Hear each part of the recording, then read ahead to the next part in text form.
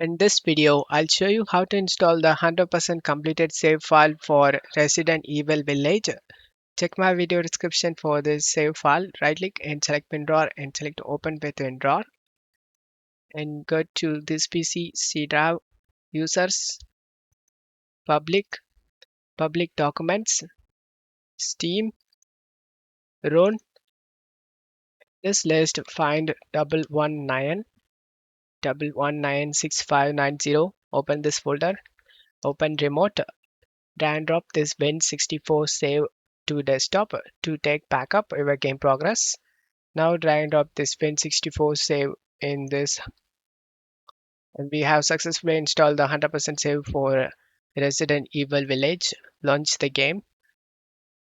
Once you are in game, select load game. As you can see, game is totally completed over here. I hope this video helped you. If the video helped you, don't forget to leave a like and subscribe. Thank you.